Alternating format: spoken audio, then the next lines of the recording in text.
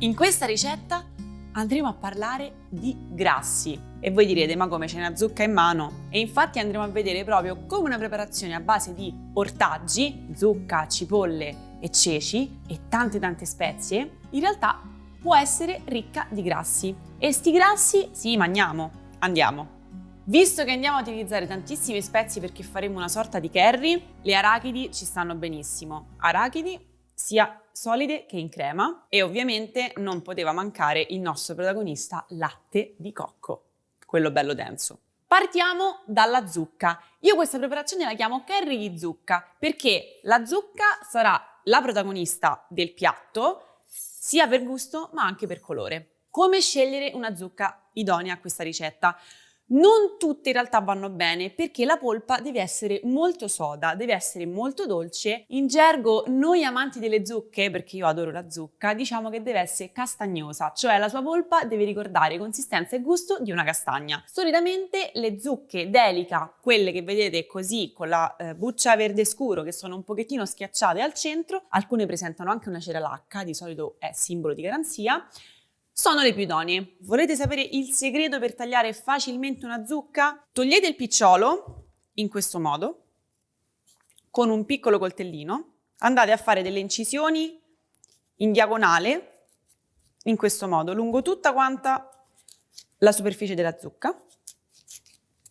Prendo la zucca, la capovolgo su un piatto e la metto 10 minuti al microonde. Dopo la potrò sbucciare, tagliare perché sarà molto più morbida, addirittura sbucciare con un pelapatate. Io ovviamente ce l'ho già pronta. La sua polpa non sarà ancora completamente cotta, infatti noi ne andremo a terminare la cottura nella nostra preparazione. Passiamo alle cipolle.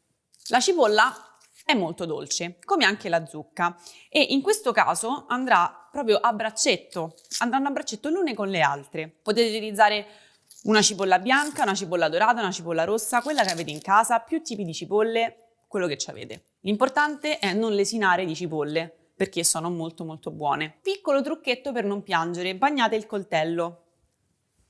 Perché il coltello bagnato? Perché le sostanze che ci fanno piangere all'interno della cipolla sono solubili in acqua. La prima cosa che incontrano quando andiamo a tagliare sono i nostri occhi, le nostre lacrime e quindi è per quello che piangiamo. Quindi se noi bagniamo il coltello le freghiamo prima.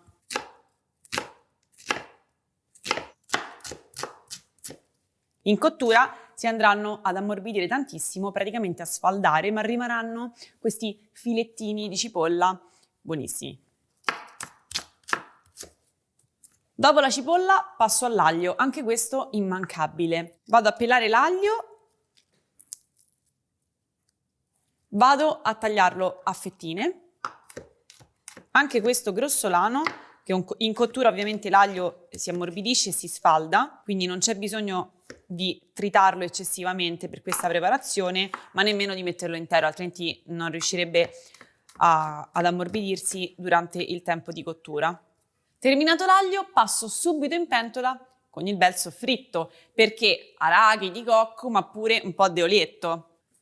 Un po' d'olio, quello che basta. Fuoco al massimo, versiamo subito l'aglio, la cipolla, il peperoncino, io lo apro, tolgo i semi e poi lo lascio dentro. Levo giusto la parte legnosa, il picciolo. E mentre inizia a soffriggere aggiungo anche le spezie non in polvere ma in semi.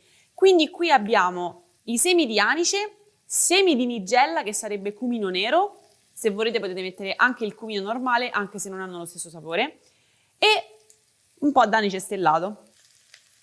Anche qui andate a sentimento in base ai propri gusti. Praticamente stiamo costruendo un curry all'interno della nostra pentola, senza andare a prenderlo magari già fatto, non perché ci sia un problema con quelli già fatti, ma perché così sceglieremo noi quanto di ogni spezia mettere e far sì che questo piatto sia perfettamente in linea con i nostri gusti. Sentite questo sfrigolio, questo è il rumore che deve fare un soffritto. Il soffritto è un po' una cosa temuta, considerando che ci sono moltissime persone che consigliano di non soffriggere mai. Non sta a me a dirlo, ma il soffritto fa parte della nostra tradizione culinaria, ma soprattutto fa parte proprio della cucina in generale, perché a livello chimico andiamo a tirar fuori delle sostanze organolettiche che con altre cotture tipo la bollitura non potremmo ovviamente avere. Quando si parla di soffritto bisogna pensare a un grasso, in questo caso all'olio, perché in acqua non si può chiamare soffritto perché a 100 gradi l'acqua bolle e quindi non soffrigge.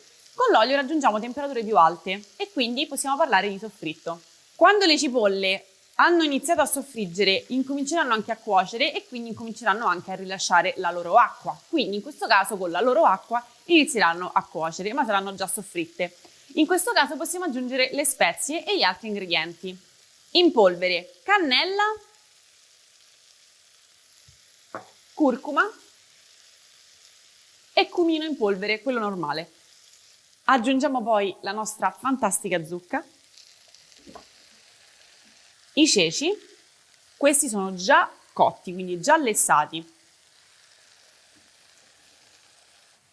Vado a coprire con l'acqua fino a ricoprire praticamente tutto quanto.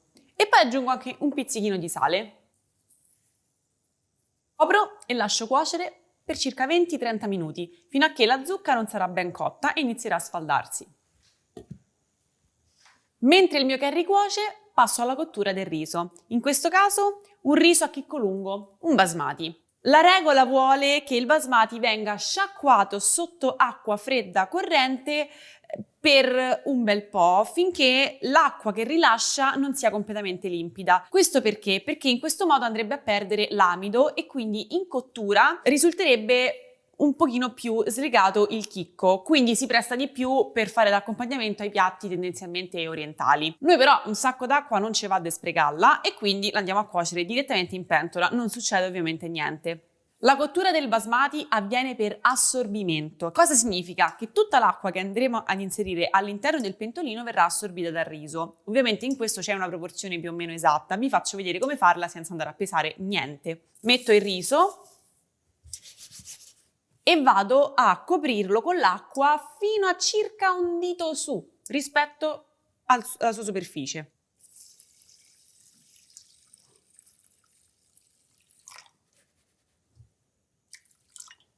Io lo lascio neutro senza sale perché già ho una preparazione molto speziata con la quale sarà accompagnato. Quindi copro, accendo il fuoco, prima vado a media intensità. Quando vedo che inizia a bollire, abbasso al minimo e conto 10 minuti. Il riso poi sarà pronto.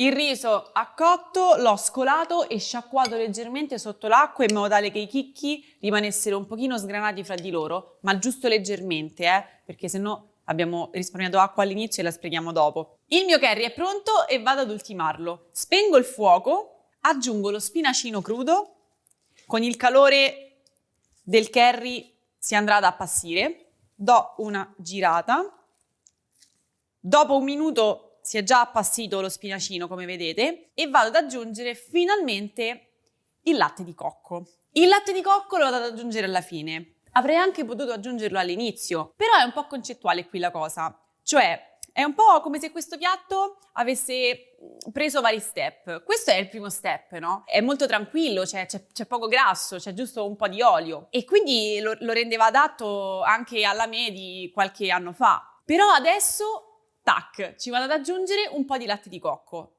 per renderlo ancora più ricco e lo metto dopo per questo motivo. E già prende un profumo ed un colore pazzesco. La cremosità in questo caso è data sicuramente dal latte di cocco, ma anche dalla zucca che piano piano si è sfaldata. Ma non è finita qui, perché prima vi ho parlato di crema di arachidi. Questo non è burro d'arachidi, ma è crema di arachidi, cioè arachidi 100%.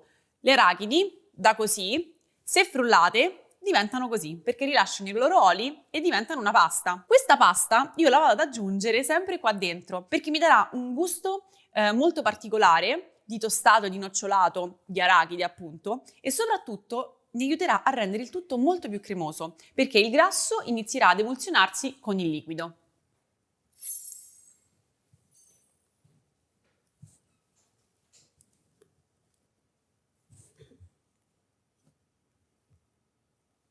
È un piatto sicuramente dove la quantità di grasso non è calcolabile e quindi è una cosa che può mandare fuori di testa, perché uno, no, si immagina di pesare tutto. In realtà con questo piatto non si può fare, bisogna solo che godersi il suo sapore. Io non vi posso far sentire il profumo oltre la camera, però c'è ed è veramente tanto. Una ricetta grassa, avvolgente, dolciastra, data dalla zucca, dalla cipolla, dal cocco, tutta questa opulenza, come la andiamo a bilanciare in termini di gusto? Sicuramente ci aiuta lo spinacino, ma poi ci aiuta il limone e la salsa di soia. La salsa di soia mi va a dare sapidità e umami. Il limone, scorza e succo mi vanno a dare freschezza ed acidità. Gratto la scorza, ovviamente la vado a fare all'ultimo questo passaggio perché altrimenti si cuocerebbe sia la scorza che il succo.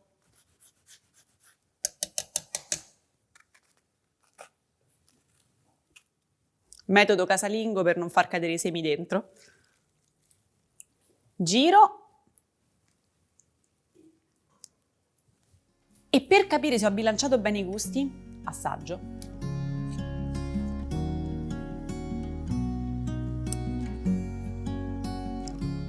Io ci metterei un po' più di limone. Ce ne va parecchio perché la preparazione è veramente molto ricca e molto pulenta, che ai primi morsi potrebbe essere buona, però vi assicuro che un piatto intero magari non ce la fate a finirvelo. Il limone serve proprio a riuscire a finire il piatto.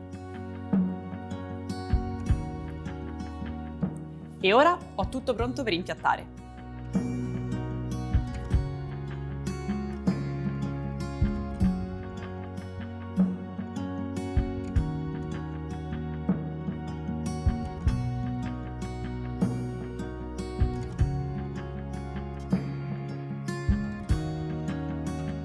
E non potevo che ultimare, grasso su grasso, altre arachidi. In questo caso arachidi semplicemente tostate.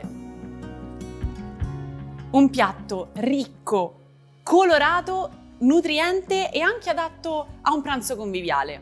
Spero che con queste lezioni e questi piatti vi abbia sensibilizzato un po' verso alcuni alimenti. Spero anche che io vi abbia aiutato ad esorcizzare un po' le vostre paure e che siate più pronti ad affrontarle in cucina. E spero soprattutto che le ricette vi piacciono ed aver stimolato un po' il vostro palato e i vostri gusti. Il cibo non è solo un nutrimento per il corpo, calorie e macronutrienti, ma soprattutto nutrimento per l'anima. Le due cose devono essere estremamente connesse. Il cibo è passione, il cibo è emozione, è gusto, senso e soprattutto è vita. Buon appetito a tutti!